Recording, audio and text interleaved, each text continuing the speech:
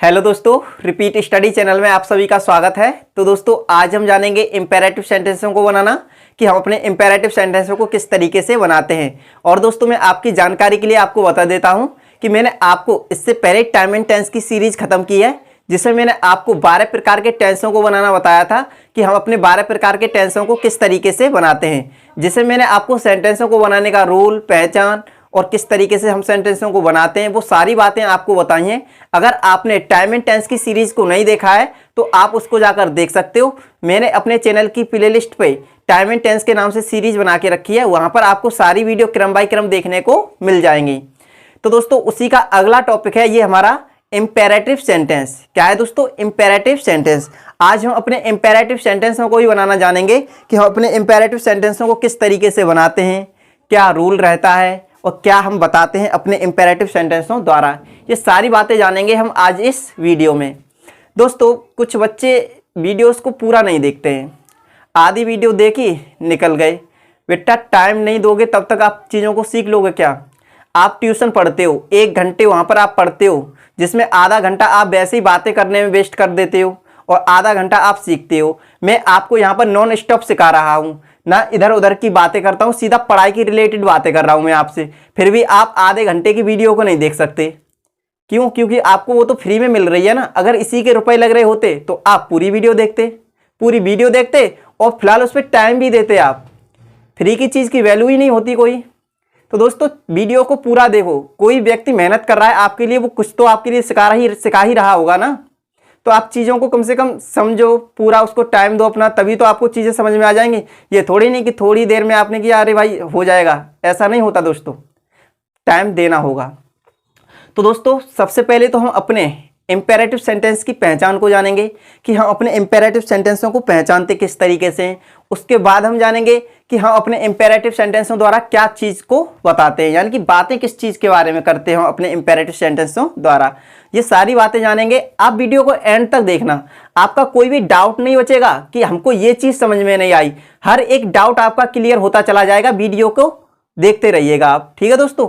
तो मैंने आपके सामने दोस्तों इंपेरेटिव सेंटेंस की पहचान लिखी है। मुख्य क्रिया से शुरू होने वाले वाक्यों को हम इंपेरेटिव सेंटेंस कहते हैं।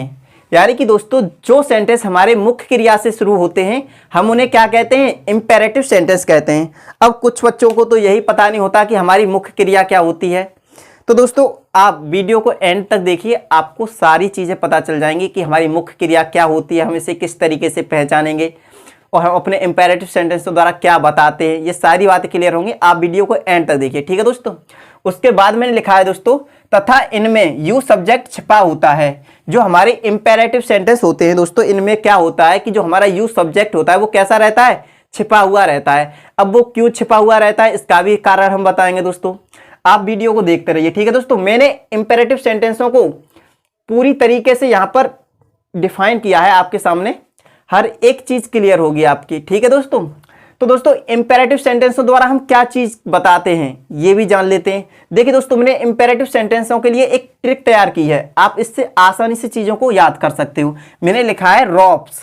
रॉप्स का मतलब होता है रस्से, जो रस्सियां होती हैं हमारी, रॉप्स। रॉप्स माने रस्सियां या फिर रस्से। ठीक है दोस्तों? तो ROAPS। अब इनमें हर एक शब्द का अलग मतलब है। क्या है दोस्तों? अलग अलग मीनिंग मैंने तैयार किया है। वैसे तो रॉप्स माने रस्से होते हैं, यहाँ पर रस्से नहीं। आर का मतलब होता है रिक्वेस्ट। हम अपने इंपेरेटिव सेंटेंसों द्वारा क्या करते हैं? किसी से रिक्वेस्ट करते हैं, यानी कि प्रार्थना। ओ का मतलब होता है ऑर्डर या फिर कमांड। किसी को आप ऑर्डर देने का काम करोगे या फिर किसी को कमांड दोगे। किन द्वारा? किनके द्वारा? इंपेरेटिव सेंटेंसों द्वारा दोस्तों। ए का मतलब होता है एडवाइस। आप किसी को एडवाइस देते हो, सलाह देने का काम करते हो, तो वो किसके द्वारा करते हो? इंपेरेटिव सेंटेंस द्वारा करते हो दोस्तों। पी का मतलब होता है परमिशन या फिर प्रपोजल। जब आप किसी से परमिशन यानी कि अनुमति लें या फिर प्रपोजल या फिर कोई प्रस्ताव रखें तो आप यूज करोगे इंपेरेटिव सेंटेंसों का। किसका दोस्तों? इंपेरेटिव सेंटेंस का। आप एग्जाम्पल के माध्यम से आप इन्हें और भी बेहतर तरीके से समझ पाओगे दोस्तों। एस का मतलब होता है दोस्तों सजेशन। सजेशन का मतलब होता है सुझाव। जब आप किसी को सुझाव देते हो तो सुझाव देने का काम आप किसके द्वारा करते हो? इंपेरेटिव सेंटेंसों द्वारा करते हो दोस्तों। तो इतनी चीज आप बताते हो अपने इंपेरेटिव सेंटेंसों द्वारा। Request, command, order, advice, permission, proposal और सजेशन, ये सारे काम आप किसके द्वारा करते हो? इंपेरेटिव सेंटेंसों द्वारा करते हो दोस्तों। मैंने आपके सामने इंपेरेटिव सेंटेंसों को बनाने का रूल लिखा है दोस्तों। जब आप इंपेरेटिव सेंटेंसों को बनाओगे तो वो स्टार्ट होगा किससे? मेन वर्ब से। मेन वर्ब क्या होते हैं दोस्तों? मुख्य क्रिया। हमने क्या कहा था? पहचान क्या बताई थी आपको इंपेरेटिव सेंटेंसों की? कि मुख्य क्रिया से शुरू होने वाले वाक्यों को, किसको दोस्तों? मुख्य क्रिया से शुरू होने वाले वाक्यों को हम क्या कहते हैं? इंपेरेटिव सेंटेंस कहते हैं। उसके बाद दोस्तों मेन वर्ब के बाद आपको लगाना है ऑब्जेक्ट को। किसको दोस्तों? ऑब्जेक्ट को। और उसके बाद अदर वर्ड्स, यानी कि अन्य शब्द। तो तीन चीजों को आपको देखना होता है इंपेरेटिव सेंटेंस में। मेन वर्ब को लगाना होता है, ऑब्जेक्ट को लगाना होता है, और उसके बाद अदर वर्ड्स यानी कि अन्य शब्द। इतनी ही चीज आपको लगानी होती है अपने इंपेरेटिव सेंटेंसों में दोस्तों। मैंने आपके सामने एग्जाम्पल लिखा है दोस्तों, दरवाजा खोलो। तो दोस्तों अब आप ये बताइए, दरवाजा खोलो किसी से कहा जा रहा होगा तो क्या होगा? ऑर्डर हो सकता है या फिर कमांड हो सकती है। मान लो कोई ऑफिसर आपसे कोई कहता है कि दरवाजा खोलो, तो वो क्या हो गई? एक कमांड हो गई। क्या हो गई? कमांड, कि भाई वो आपको करना होगा। या ऑर्डर भी मान सकते हो, ऑर्डर भी हो गया कि दरवाजा खोलो। जैसे फौजी लोग होते हैं, उनके लिए कमांड दी जाती है कि आर्मी आगे बढ़, तो वो आगे बढ़ना स्टार्ट हो जाते हैं ना, तो उनको क्या दी गई? कमांड दी गई, तो वो होती है कमांड। और मैं ऑर्डर तो किसी को भी दे सकता हूं, जाओ पानी भर के लाओ, तो ये क्या है? ऑर्डर है। तो आप यहां पर देख सकते हो दरवाजा खोलो। तो ये दरवाजा खोलने की बात कही गई होगी। ये किससे कही गई होगी बेटा? किसी दूसरे व्यक्ति से तो ही कही गई होगी। और दूसरे व्यक्ति को हम क्या कहते हैं? तुम या फिर आप, यही तो कहते हैं। तो इसमें जो हमारा यू सब्जेक्ट है वो छिपा हुआ है। क्यों छिपा हुआ है? क्योंकि बेटा ये जो बात कही जा रही है वो किसी दूसरे व्यक्ति से कही जा रही है। तो दोस्तों अब हम इस सेंटेंस को बना लेते हैं कि ये सेंटेंस किस तरीके से बनेगा। आपको ये तो समझ में आ गया होगा कि यू सब्जेक्ट क्यों छिपा हुआ रहता है। क्योंकि दोस्तों इंपेरेटिव सेंटेंसों द्वारा हम जो बात कहते हैं वो किससे कहते हैं? दूसरे व्यक्ति से कहते हैं। यानी कि दूसरा व्यक्ति कौन होगा? उसे हम आप कहेंगे या फिर तुम कहेंगे। ठीक है दोस्तों, तो आप इसे मुख्य क्रिया से बनाना शुरू करोगे तो मुख्य क्रिया कहां पर आती है? मैंने आपको टाइम एंड टेंस की सीरीज में बताता हुआ आ रहा था कि जो मुख्य क्रिया होती है वो कहां आती है? वाक्य के अंत में आती है। तो आप यहां पर देख सकते हो खोलो, तो खोलने की क्या होती है? यही तो है हमारी मुख्य क्रिया। मुख्य क्रिया क्या होती है दोस्तों? जिससे एक्शन के बारे में पता चले। अब खोलो, खोलो शब्द कोई कहेगा हमारे सामने, खोलो वर्ड बोलेगा, तो आपको उससे क्या एक्शन के बारे में पता चलेगा ना, कि कोई काम खोलने की, किसी चीज को खोलने के लिए कहा जा रहा है। तो खोलो, खोलने की क्या होती है? ओपन। ओपन माने खोलो, मेन वर्ब लग गई दोस्तों। अब क्या चाहिए? ऑब्जेक्ट। ऑब्जेक्ट क्या है? दरवाजा। खोलो क्या? खोलो दरवाजा खोलो ना, तो ओपन द डोर, दरवाजा खोलो। ये हमारा सेंटेंस बनके तैयार हो गया दोस्तों। इसमें दिया गया है ऑर्डर। क्या दिया गया है दोस्तों? ऑर्डर। यहां पर दूसरा सेंटेंस लिखा है दोस्तों मैंने, यहां आओ। तो यहां आओ, तो यहां पर क्या किया गया है? ऑर्डर। यहां पर भी दिया गया है कि यहां आओ। तो दोस्तों यहां पर आने की क्या होती है? कम। और यहां की क्या होती है? हेयर। कम हेयर, यहां आओ। गो देयर, वहां जाओ। ये सारे सेंटेंस क्या है दोस्तों? इंपेरेटिव सेंटेंस हैं।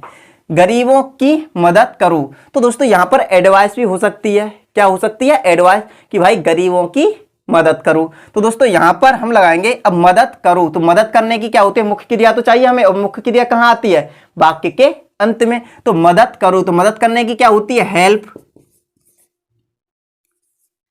अब दोस्तों किसकी मदद करने की बात हो रही है? गरीबों की, तो हेल्प द पुअर, गरीबों की मदद करो। अगला सेंटेंस है दोस्तों हमारा, अपने जूते उतार दो।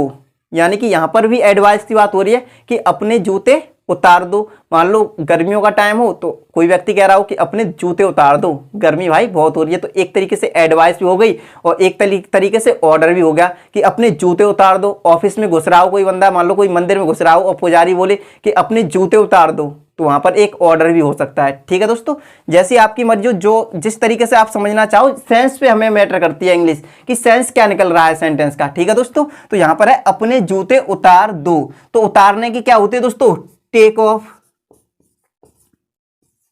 टेक ऑफ माने उतार दो। अब क्या उतार दो दोस्तों? अपने जूते। तो आपको पता है यू के साथ हम अपने की मीनिंग क्या लगाते हैं? योर लगाते हैं। तो हम यहां पर लगा देंगे योर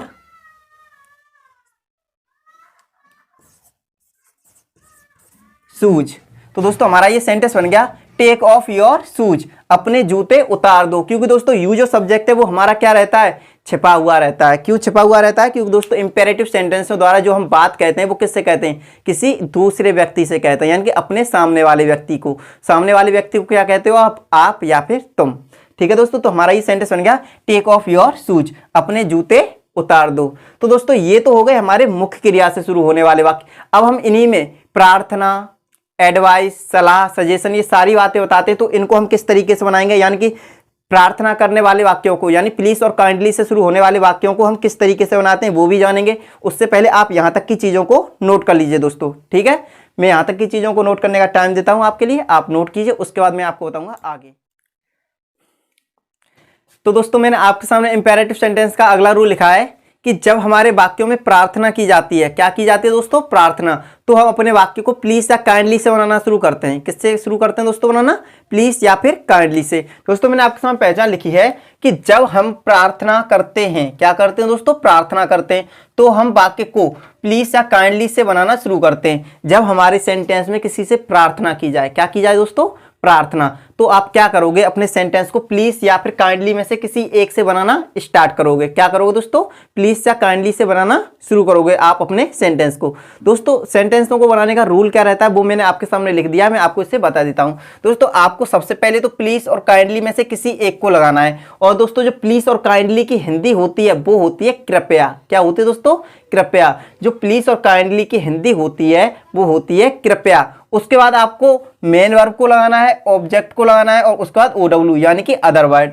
आपको कुछ नहीं करना, पहले वाला ही स्ट्रक्चर रहेगा। हमने क्या कर दिया, इसमें प्लीज और काइंडली को ऐड कर दिया। क्या कर दिया दोस्तों, ऐड। पहले हम क्या लगा रहे थे, मेन वर्ब लगा रहे थे, ऑब्जेक्ट लगा रहे थे, OW यानी कि अदर शब्द, इतनी चीज तो लगा रहे थे। अब हमने इसी में क्या कर दिया, प्लीज और काइंडली को ऐड कर दिया। जब हम अपने वाक्य में प्रार्थना करते हैं किसी से, तो हम वाक्य को किससे बनाना शुरू करेंगे, प्लीज और काइंडली से बनाना शुरू करेंगे।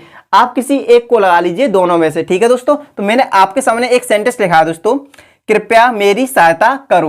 तो दोस्तों यहां पर प्रार्थना की जा रही है कि कृपया मेरी सहायता करो, तो आप यहां पर प्लीज और काइंडली में से किसी एक को लगा लीजिए। ठीक है दोस्तों, तो मैं यहां पे प्लीज को लगा लेता हूं, PLEAS, प्लीज। अब उसका चाहिए दोस्तों हमें मेन वर्ब। क्या चाहिए, मेन वर्ब। मेन वर्ब कहां आती है, वाक्य के अंत में। तो वाक्य के अंत में क्या आ रहा है, सहायता करो। तो सहायता करने की क्या होती है, हेल्प। अब किसकी सहायता करो दोस्तों, मेरी, तो मेरी की लगा दीजिए मी। तो हमारा ये सेंटेंस बन गया दोस्तों, प्लीज हेल्प मी, कृपया मेरी सहायता करो। क्या करो दोस्तों, कृपया मेरी मदद करो या फिर सहायता करो। इसमें प्रार्थना की गई थी, इसलिए हमने इसे किससे बनाना शुरू किया, प्लीज से बनाना शुरू किया दोस्तों। अगला सेंटेंस है कृपया मुझे छोड़ दो। तो यहां पर मान लो कोई पकड़ा हुआ है और वो कह रहा है कृपया मुझे छोड़ दो, प्लीज, प्रार्थना कर रहा है ना इसे, तो आप यहां पर काइंडली या फिर प्लीज में से किसी एक को लगा सकते हो। तो आप इस तरीके से कह लीजिए इस सेंटेंस को, प्लीज लीव मी। प्लीज माने कृपया, लीव माने छोड़ दो, मी माने मुझे, कृपया मुझे छोड़ दो। तो प्लीज लीव मी कहते हैं ना, प्लीज लीव मी, मुझे छोड़ दो, कृपया मुझे छोड़ दो, यानी कि प्रार्थना की जा रही है। अगला सेंटेंस है दोस्तों हमारा, कृपया यहां आओ। तो यहां पर प्रार्थना की जा रही है, किसी को बुलाया जा रहा है, कृपया यहां आओ। तो यहां पर हम क्या करेंगे, अपने सेंटेंस को प्लीज और काइंडली से बनाना शुरू करेंगे। तो आप यहां पर काइंडली लगा लीजिए, काइंडली कम हेयर, और उसके बाद फुल स्टॉप। काइंडली माने कृपया, कम माने आओ, हेयर माने यहां, कृपया यहां आओ। तो इस सेंटेंस में भी प्रार्थना की गई। तो आप प्लीज और काइंडली में से किसी भी को एक को लगा सकते हो, दोनों में से किसी एक को। अगला सेंटेंस है दोस्तों हमारा, कृपया मेरी बात सुनो। कहते हैं ना, कृपया मेरी बात सुनो। तो आप यहां पर प्लीज, क्योंकि आपको सेंटेंस को प्लीज या काइंडली में से ही किसी एक से बनाना स्टार्ट करना है जब प्रार्थना की जा रही है हमारे सेंटेंस में। तो दोस्तों तो प्लीज, अब उसके बाद मेन वर्ब चाहिए दोस्तों। मेन वर्ब क्या, बात सुनो, please LISTEN, listen to me. तो दोस्तों हमारा ये सेंटेंस बन गया, please listen to me. Please माने कृपया, लिसन माने सुनो, टू मी माने मुझे, कृपया मेरी बात सुनो, यही तो कहा जा रहा है। प्लीज लिसन टू मी, कृपया मेरी बात सुनो। ये जो टू है दोस्तों, ये क्या कर रहा है, एम्फेसाइज करने का काम कर रहा है यहाँ पर कि कृपया मेरी बात सुनो। मान लो कोई आपकी बात नहीं सुन रहा तो आप कहे कृपया मेरी बात सुनो, तो आप वहां पर जोर देने का काम कर रहे हैं। इसलिए आपने यहाँ पर किसका यूज कर दिया, टू का यूज कर दिया। यानी कि ये क्या कर रहा है, ये जोर देने का काम कर रहा है कि आप उस बात पर जोर दे रहे हो, कृपया मेरी बात सुनो। ठीक है दोस्तों, अगला सेंटेंस हमारा हमेशा सत्य बोलो। हाँ दोस्तों, ये सेंटेंस हमारा हमेशा सत्य बोलो। अगर प्लीज और काइंडली में से कुछ नहीं आया तो हमारा ऑलवेज आ जाए। क्या आ जाए दोस्तों यहाँ पर, ऑलवेज, यानी कि हमेशा। तो उसको भी आप कहां पर लगाओगे, पहले लगाओगे। ठीक है दोस्तों, ऑलवेज, या इसकी भी जो वो रहेगी पोजीशन वो आगे रहेगी सेंटेंस के शुरुआत में। तो हमेशा सत्य बोलो। ठीक है दोस्तों, तो यहां पर सबसे पहले हमेशा की लगाओगे, ALWAYS, ऑलवेज माने हमेशा। अब मेन वर्ब चाहिए, तो मेन वर्ब कहा है दोस्तों, बोलो। वाक्य के अंत में ही तो आती है, तो बोलने की क्या होती है, स्पीक। अब क्या बोलो दोस्तों, सत्य, तो ऑलवेज स्पीक द ट्रुथ। तो दोस्तों हमारा ये सेंटेंस बन गया, ऑलवेज स्पीक द ट्रुथ, हमेशा सत्य बोलो। या फिर आप ये कह सकते हो ऑलवेज स्पीक ट्रुथ, हमेशा सत्य बोलो। दोनों तरीके से बन जाएगा, कोई दिक्कत नहीं है दोस्तों। आर्टिकल का आपको हम फंडा आर्टिकल वाले वीडियो में बताएंगे, जब हम आर्टिकल को आपको डिफाइन करेंगे उस समय। ठीक है दोस्तों, अगला सेंटेंस हमारा कृपया मेरा पत्र लिखो।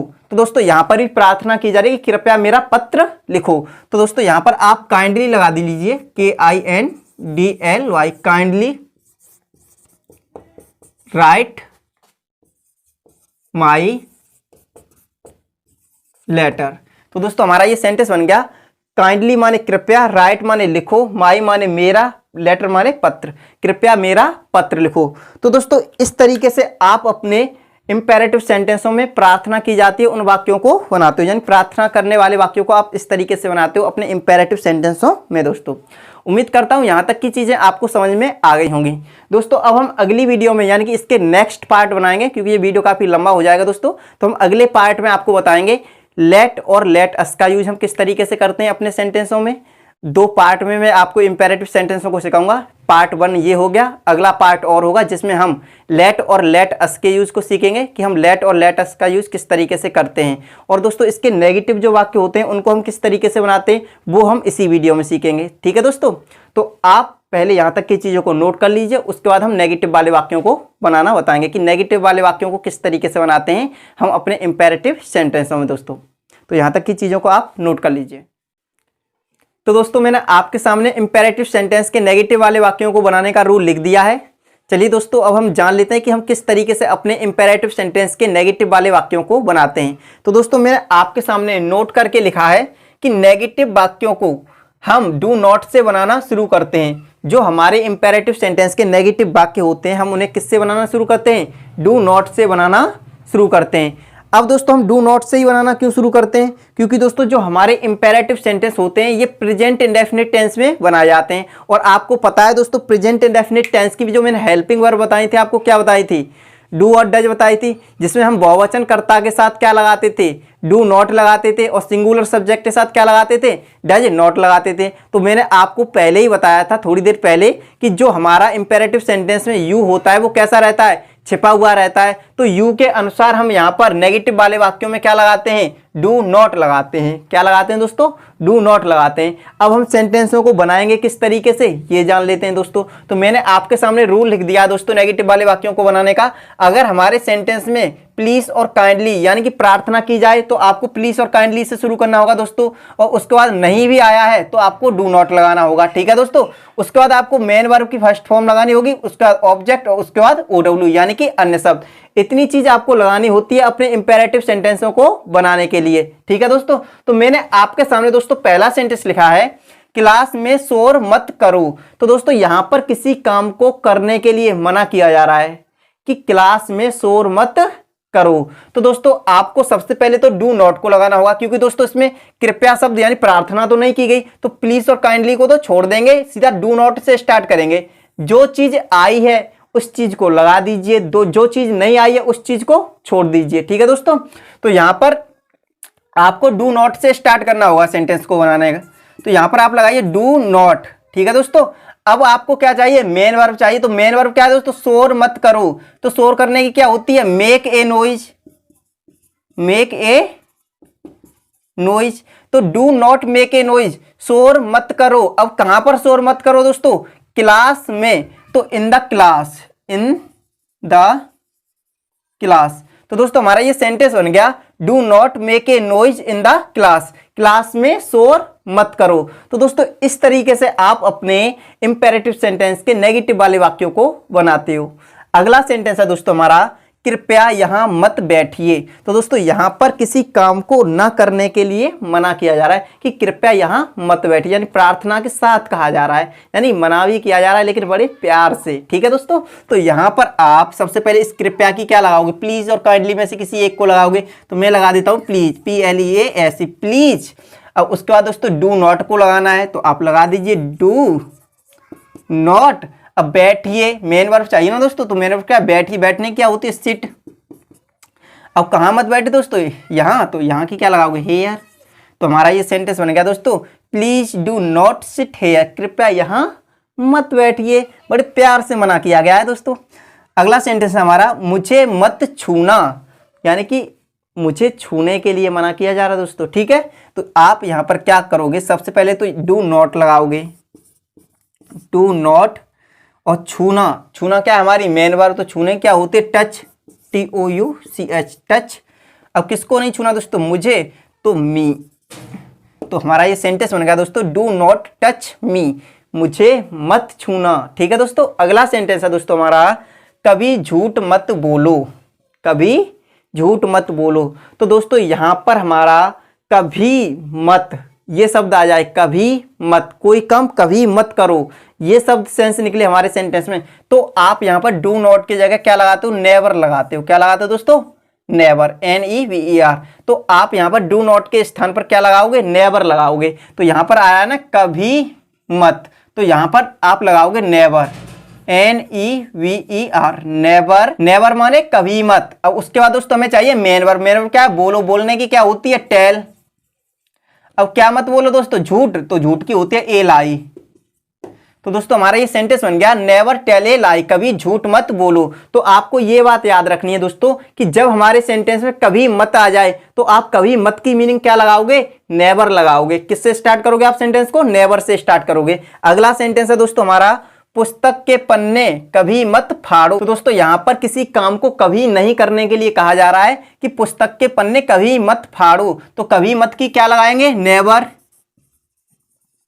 नेवर माने कभी मत, यानी कोई काम आप कभी मत करो। अब क्या नहीं करो, फाड़ो मत, कभी मत फाड़ो। तो क्या नहीं फाड़ो, पहले फाड़ने की लगा लीजिए, फाड़ने की होती है टीयर।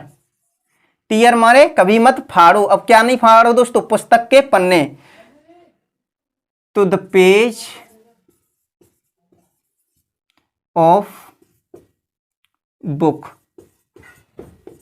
तो दोस्तों हमारा ये सेंटेंस बन गया, नेवर टीयर, कभी मत फाड़ो द पेज ऑफ बुक, यानी किताब के पन्ने, यानी पुस्तक के पन्ने आप कभी मत फाड़ो। अगला सेंटेंस है दोस्तों हमारा, बाहर मत खेलो। तो यहां पर हमारा ये सेंटेंस है कि बाहर मत खेलो, यानी कि आपको किसी काम को करने के लिए क्या किया जा रहा है, मना किया जा रहा है। तो मत की क्या होती है, डू नॉट। तो डू नॉट। अब खेलने की क्या होती है दोस्तों, प्ले। अब कहां मत खेलो दोस्तों, बाहर। तो बाहर की होती है आउटसाइड। तो दोस्तों हमारा ये सेंटेंस बन गया, डू नॉट प्ले आउटसाइड, बाहर मत खेलो। तो इस तरीके से आप दोस्तों अपने नेगेटिव वाले वाक्यों को बनाते हो इंपेरेटिव सेंटेंसों द्वारा। उम्मीद करता हूं दोस्तों यहां तक की बातें आपको समझ में आ गई होंगी। अब हम दोस्तों अगले पार्ट में जानेंगे इंपेरेटिव सेंटेंसों में लेट और लेट अस का यूज हम किस तरीके से करते हैं।